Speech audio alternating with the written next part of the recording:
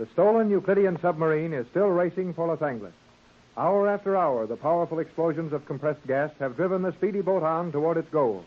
It is now noon, and a blazing summer sun is beating down on the waters of the Pacific Ocean. The submarine is very near the surface of the water, and in the control section, Captain Bradford, Mrs. Gregory, Jerry, and Joan are discussing a shadow on the water directly above them. I don't like the looks of that shadow. The shadow is harmless. Sure, but what's making the shadow? Looks to me like a good-sized plane, and a plane flying not any too high. That is precisely what casts the shadow. One of the Euclidean planes? Undoubtedly. That is one of the planes from the island, and the pilot is very carefully keeping his shadow directly over us at all times. Oh, then maybe that shadow can hurt us. Now, Jerry, you've been around that magic island so long, you're imagining things. Well, what's that shadow doing there, then, if it's not for our benefit? The shadow is probably kept over us for a definite reason.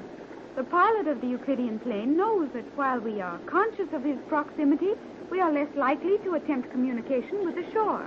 But we'll have to communicate with the shore in a few hours now, won't we? It is quite possible we will attempt to land without any communication to the shore. But, Joan, we've told you that it's out of the question. You simply can't land a strange submarine, particularly one carrying as many unique weapons as this one, without getting yourself thoroughly put in jail. And they'll do it, too. I think we ought to let them know we're coming. Well, I don't.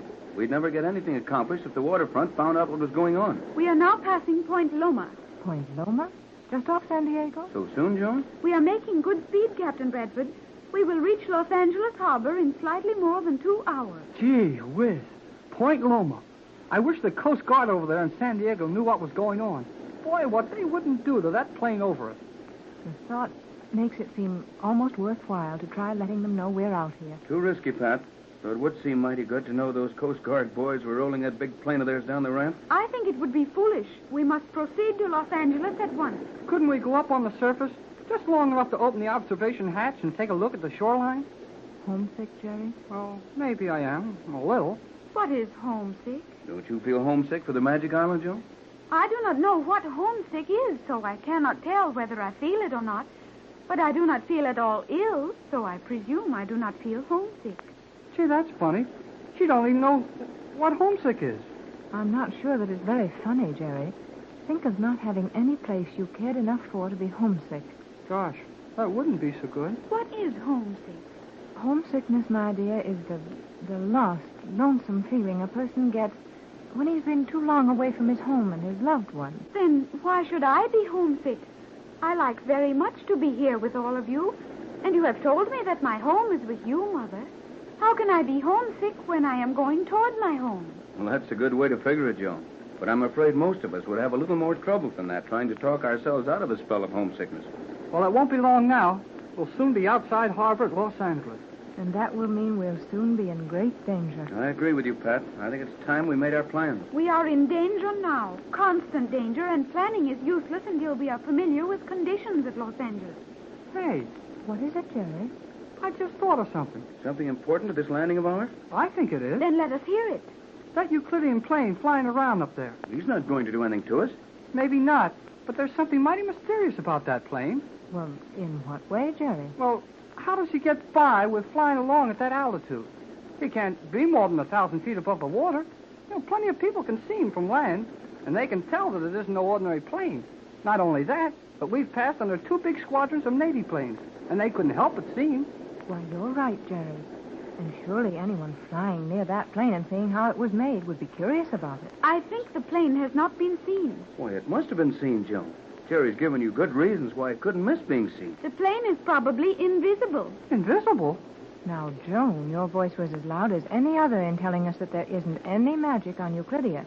And an invisible plane sounds like magic to me. Me, too. You found the magic island invisible, didn't you? Huh? Well, yes, we did. That is, it was invisible to our eyes, simply because it was surrounded with that bank of artificial fog. Exactly. And if we were on the surface, we could look up and see a large gray cloud flying steadily along over us. That Euclidean plane is hidden in a cloud, an artificial cloud generated by the plane and thrown out around it? Precisely. Every time I learn one more of the things those Euclideans can do, I wonder a little more just how we're going to come out when we really mix with them. Well, it won't be easy, Jerry. I'll say it won't. But even though the plane is invisible for all practical purposes, it does cast a shadow. Surely someone must have seen shadow on the water? If it was seen from another plane, the pilot might think it was the shadow from his own. And a boat would not notice it unless the shadow passed directly over the boat. We know the shadow has not done that, for we have not passed directly under a boat. Then, barring some unusual and unlikely accident, that plane will have no trouble following us right into the harbor. It looks that way, Pat. Boy, there'd sure be something doing inside that plane if another pilot took a notion to fly through there. That would be unfortunate. At least that, my dear. I think we'd better stop speculating as to what might happen to somebody else if they flew into a cloud and start figuring what's liable to happen to us when we get into port. We can't figure anything until we get there, can we? That is correct, Jerry. Planning would be useless without knowledge of local conditions at our destination. But how are we going to land, Joan? I have told you, Mother. We will use individual airlocks and leave the submarine anchored at the 10-fathom level. We're going to unload from this barge 60 feet below the water level and walk into the harbor? That is the general idea. It don't sound any too good to me. Well, Joan must know what she's talking about, Jerry, or she wouldn't suggest such a thing. Well, I haven't heard enough of the story to make it sound right. You have given me little opportunity of telling you anything. Well, what about all the hours we just sat here and hung on while we plowed up most of the Pacific Ocean? Well, Joan has been mighty busy all the time, Jerry. Don't forget that she's the only one who really understands this submarine. And we've been depending on her for all our navigation. Well, I know that. But she means I talk too much. Do you not? Well, maybe I do. Don't feel badly about it, Jerry. We all talk too much at times.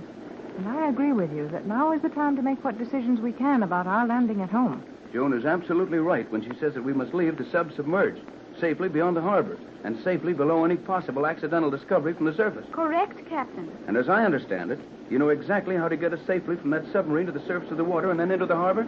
I will see that we float safely on the surface of the water. You will be responsible for our landing in the harbor. I knew there was a catch in this somewhere. Now, Jerry. Oh, sorry.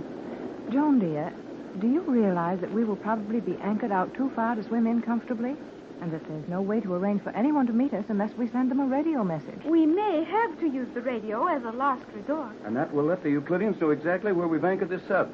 Well, what do we care if they get the boat? Just so we get out of it first. I'd like to be able to dry dock this boat, let our Navy men take it apart. They might learn a lot of things that the governments of the world should know. I think we will be able to lay our plans when the time comes. For the moment, I have a far greater problem facing me. What's that? This submarine is no longer swaying around. The stern is perfectly stable. I noticed that. So did I, but I thought it was purely accidental. I like it. Is there more to it, Joan? I believe there is. We are being held on our course. Held on our course. From some outside source of power? It would appear so. But what kind of power could do that? I fear I know the answer. You fear you know the answer. Yes, Mother. But I will withhold it until I am certain. Well, now, look here, Joan. We're not children, any of us. If you know something we will have to find out eventually, why not tell us now? Perhaps we can help you work it out. Sure. Everything that's happened to us so far has come out all right. I think the men are right, dear. What is it? We are rapidly losing our forward speed. We're slowing up? Observe the speed as indicated on the instrument. Well, it seems that we're only making 35 knots now, and the needle is gradually dropping off. Precisely. Are we running out of fuel, Joan? Definitely no. Then what's holding us back? You have hit it very accurately, Jerry. We are being held back. But that doesn't make sense, Joan. What could hold this submarine back? Magnetism? Magnetism. That sounds like another trick of the Euclideans. Without doubt, it is the work of G47 and his scientists. But how could they reach us? Joan, look. That speed indicator has fallen off to 30 knots. It will not fall below that speed, I think. You seem quite certain what is taking place, Joan. I am almost sure. One moment more, and I will know. One moment. Is something going to happen to us? Nothing more than is happening now. Captain Bradford, you are a navigator. Will you look at my compass? Why, sure, Joan, but what... Oh. Huh? What'd you see, Tex? This compass is pointing due south, and we're running due north. Every instrument on this board is paralyzed, and every needle that is near enough the horizontal to swing free is pointing south. The Euclideans are using magnetism on us. They're sending out magnetic beams from that island to hold us back. I don't believe it. Even on the Magic Island, they haven't got strong enough magnetic powers for that. Oh, maybe they could pull the compass around, but they sure couldn't hold the submarine back. Correct, Jerry. It is not being done from the island, but it is the work of the Euclideans. From that Euclidean plane flying over us? No, Pat. Wait a minute. I think I've got it. There's the Euclidean, submarine right behind us. Oh, no, Ted. Yes, Mother. Oh, but how? You must be wrong, Joan. You said this was the fastest sub on the It island. is, but do not forget that we lay at the bottom of the ocean, practically motionless for hours. You're right. And every time we had to dive to get away from those bombs, every time we had to submerge to keep out of trouble, there was a sub gaining on us all the time. Gee, one of those Euclideans plowing along our course, just waiting for a chance to catch up with us. But how could they have been so sure of our course? That is one occasion where the very perfection of Euclidean machinery has betrayed us. Any Euclidean submarine commander would know that we would be navigating with the automatic devices, and that our course would be the regular Euclidean course to Los Angeles. He could not fail to follow us. And now, there's one of those submarines practically on top of us. He must be pretty close, isn't he, Joan? Within a mile, or his magnets would not hold us back. Well, what are our chances? To outrun that submarine, we have no chance. But he will never shorten the distance between us. Well, that's all right here. But when we get to Los Angeles, what then? Yes, Joan. What then? We can't possibly get out of this submarine and escape during the few minutes it will take him to catch up with us after we stop. Well, I don't see what we can do about it. It's up to you, Joan. I see no more chance of escaping that submarine than you do. That is, if we attempt to stop at Los Angeles. Attempt to stop? Joan, we must stop there. Then that other Euclidean submarine will stop with us. And what will happen then, I am afraid to say.